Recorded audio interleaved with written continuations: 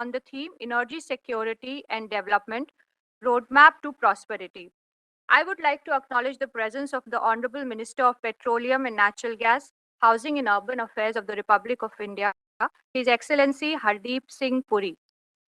Today, joining us virtually, we have excellencies from Iraq, Algeria, Bahrain, Belarus, Republic of Equatorial Guinea, Libya, Namibia, Somalia, Syria, Vanuatu, Venezuela, and Azerbaijan.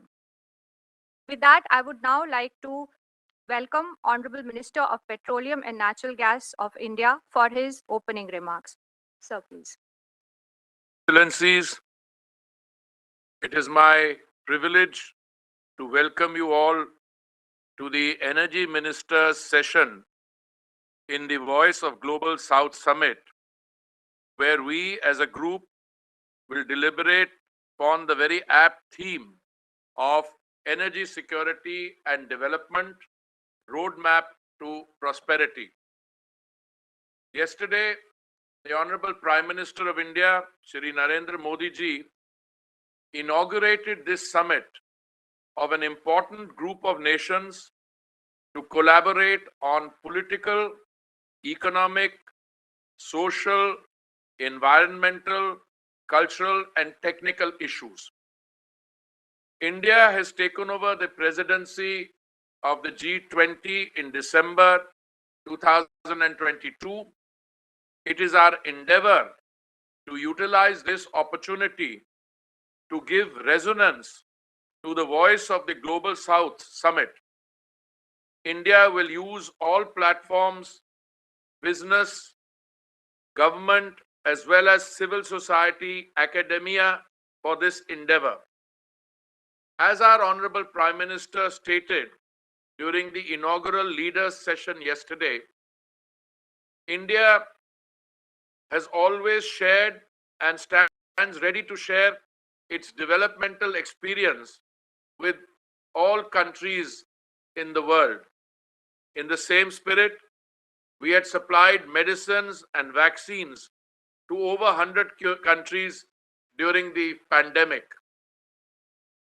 Around 80% of the world's population lives in sub-Saharan Africa, South Asia, and Southeast Asia, where farming households are disproportionately poor and vulnerable.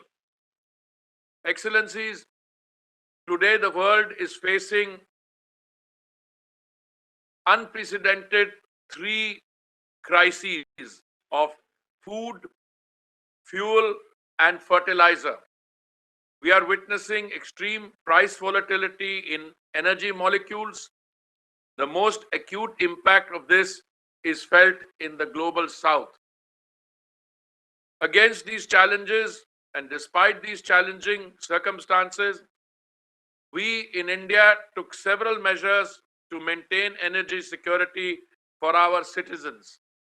These include diversification of supplies, increase of alternate energy sources like biofuels, ethanol, compressed biogas, increasing exploration and production footprint, along with focus on domestic production, and meeting the energy targets through electric vehicles and hydrogen.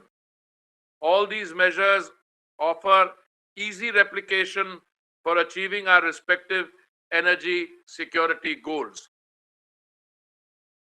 By way of an example, Excellencies, I would like to cite that India has recently developed a patented stationary rechargeable and always kitchen connected indoor solar cooking system. We have come a long way from firewood to kerosene to LPG and now to next generation cooking solution in the form of a solar cooktop. Once it starts commercial production, we will be able to offer this technology to our countries, our friends in the global south, and it has the potential to change indoor cooking and move towards smokeless and sustainable kitchens. Today, The world requires more sustainable energy models, including all sources of energy, to continue the momentum of economic development. Excellencies, it is well established that biofuels have associated benefits such as providing a viable alternative to fossil fuels, waste to wealth creation, managing agricultural and municipal waste, decarbonizing transport sector. All these are issues with which the countries of the global south are grappling with. We have increased the ethanol blending in petrol from 1.53% in 2014 to 10.17% in 2022, which was well ahead of the target of November 22 by 5 months. And we have set a target to achieve 20% ethanol blending, which was originally targeted for 2030, but we are hoping to complete this by 2025. To resolve the common concerns of the global south, India is also proposing a global biofuels alliance under the G20. The aim of the alliance is to support projects in order to increase the deployment of biofuels and its related technology, offer alternate means of sustainable energy, and finally move to its trading among the largest producers and consumers of biofuels. We stand ready to share our experience and best practice with partner countries of the global south so that together we can translate our climate pledges into action.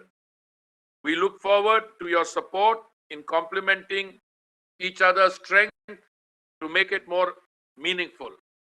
Excellencies, India today is the world's fastest growing large economy. According to the IMF's World Economic Outlook report, October 2022, India is projected to grow at over 6% in 2023-24. This is remarkable considering that the global growth is forecast at 2.7% in 2023. The recent OPEC World Oil Outlook resonates this belief when it states that India will take the lead role in global demand in the growth of oil. Today, more than 60 million people visit the pumps in India on a daily basis.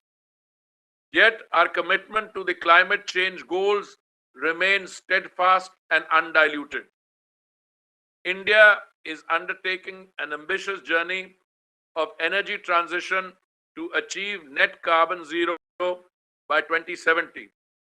This transition has to be stable and just to ensure that it remains consistent. India has met its commitment of 40% of its installed electricity capacity from non-fossil energy sources by 2030 in November 2021 itself. The country's installed renewable energy capacity by October 22 stands at 166 GW, while its nuclear energy-based installed electricity capacity stands at 6.78 GW. India is setting up second generation or 2G refineries utilizing agricultural waste and bamboo to make ethanol using indigenous technology. This contributes to achieving rural prosperity and also goes a long way in reducing pollution along with achieving energy security goals.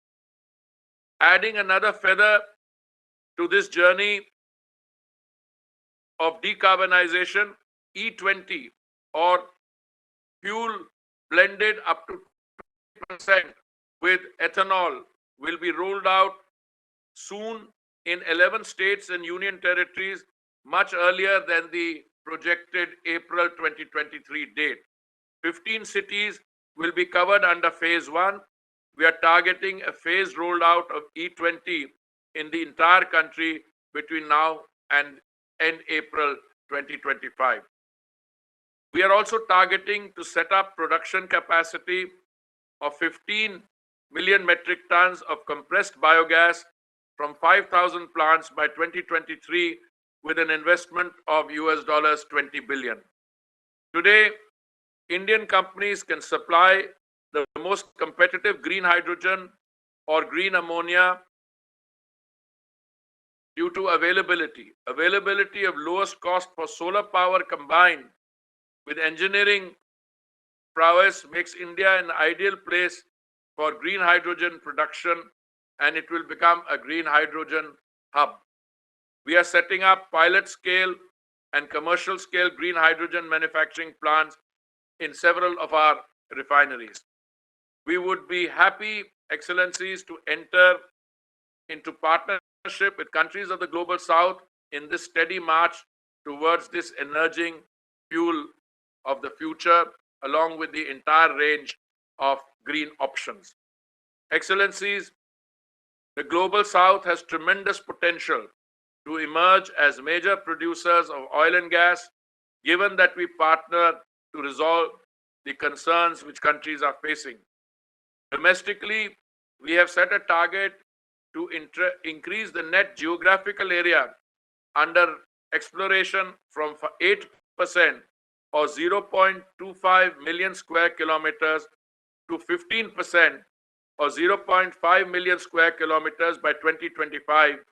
And we are expecting an investment of around US 58 billion in E&P by 2023. We have reduced the prohibited or no-go areas in our exclusive economic zone by 99% of our EEZ, opening up nearly 1 million square kilometers for exploration to attract the domestic and overseas investors.